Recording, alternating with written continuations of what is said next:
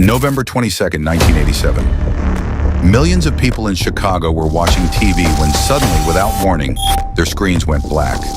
Then this appeared a figure in a rubber mask, swaying, laughing, rambling incoherently.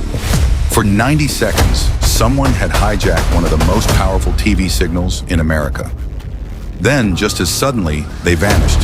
To this day, nobody knows who did it or how. This is the story of the Max Headroom incident, the creepiest TV hack in history. It started at 9:14 p.m. WGN Channel 9 was broadcasting the Sunday night sports highlights. Dan Roan, the station's respected sports anchor, was wrapping up a recap of the Chicago Bears game. And then the screen flickered. The picture cut to black. Then came the static. But inside the WGN control room, engineers were panicking. Someone had overridden their broadcast signal. On screen appeared a figure wearing a Max Headroom mask. For those who don't know, Max Headroom was a popular fictional AI character from the 1980s, known for his stuttering speech and pixelated appearance. But this wasn't Max Headroom. This was something far more unsettling. No audio, just eerie silence and that rubber mask. The engineers at WGN scrambled to regain control.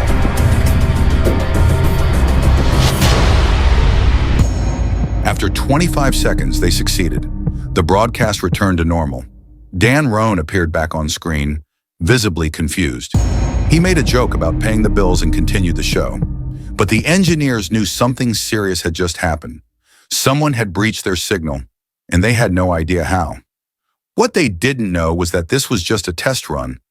The real attack was still to come. 2 hours later, at 11:15 p.m., WTTW Channel 11 was broadcasting an episode of Doctor Who. It was a PBS station, a quieter signal than WGN. Fewer people were watching, but what was about to happen would become legendary. Once again, the screen went black. The static returned. And then the figure in the Max Headroom mask appeared. But this time, there was audio. The figure began speaking in a distorted, high-pitched voice. The words were bizarre, nonsensical. He referenced Coca-Cola, nerds, sports commentator Chuck Swirsky, and WGN itself. He held up a Pepsi can and said Coca-Cola was better. Even weirder.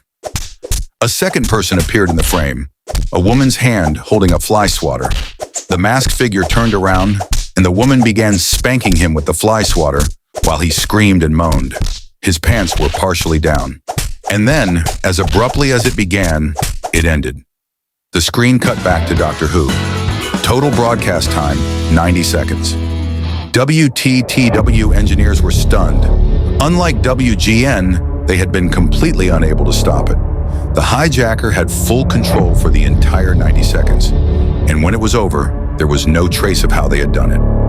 The FBI and the FCC immediately launched an investigation. This wasn't just a prank. This was a federal crime. Broadcast signal intrusion is a felony, punishable by up to 1 year in prison and a $100,000 fine. And this was one of the most brazen examples in history. But how did they do it? To hijack a TV signal, you need powerful equipment. You need to overpower the station's own broadcast with a stronger signal. And you need to be close, very close, likely within a few miles of the transmitter.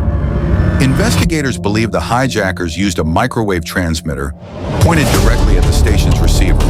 They would have needed a van or a rooftop location. They would have needed technical knowledge, and they would have needed to move quickly. After the broadcast, they disappeared without a trace. The FCC traced the signal but found nothing. No fingerprints, no witnesses, no equipment left behind. Whoever did this knew exactly what they were doing, and they knew how to vanish. The incident made national news. Some people found it hilarious. Others found it disturbing. TV stations across the country tightened their security, but the hijackers were never caught.